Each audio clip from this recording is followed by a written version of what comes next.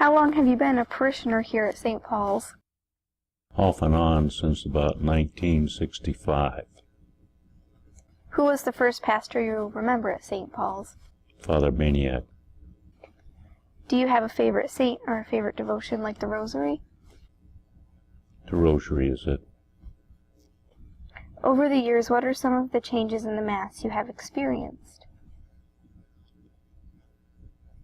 The Mass has changed dramatically for me. I was raised under the Latin Mass, and I've gone through the changes where the choir was the only ones that were basically singing. I've seen the Masses where you had a group with the guitars and or otherwise, which was interesting also. Different programs and so on. I think one big change in the Mass that I see, when I was young, I always felt that I could go any place in the world and I would know where I was in the Mass. But when you've gone to the language of the country, I don't know that feeling, if it would be still applicable. What part of today's Mass touches you the most and why? Well, I would say the Holy Eucharist and so on. Again, I come from a time that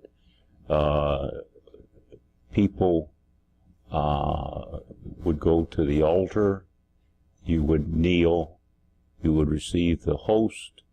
It was a very formal situation, very restrictive, so to speak.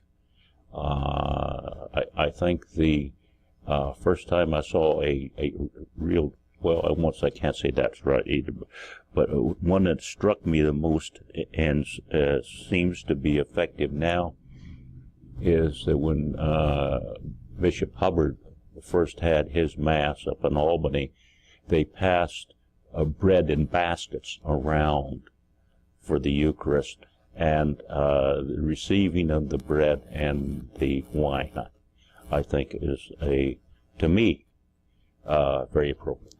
At Mass, we always mention praying for those serving in our armed forces. That seems to have a special meaning to you. Can you explain why?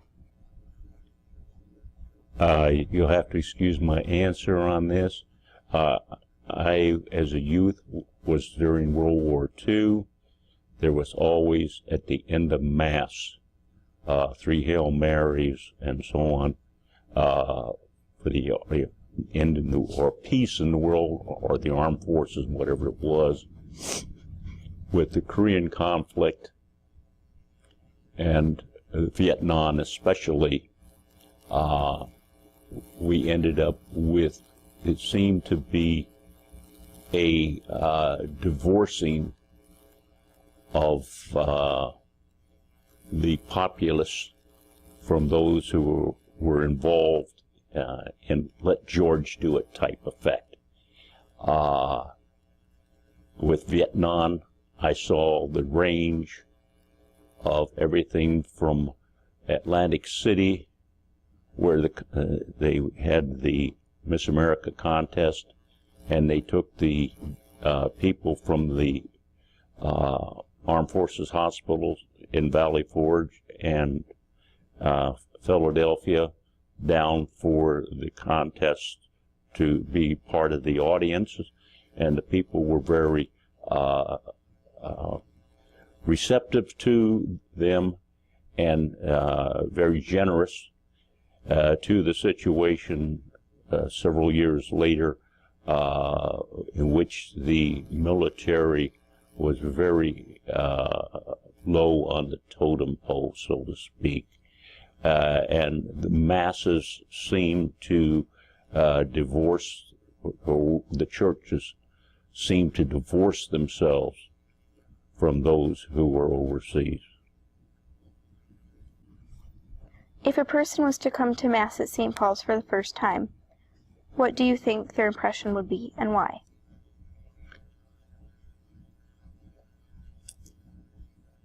I would think in some respects, again, it depends upon where they're coming from. You seem to have here a greater participation in singing that has developed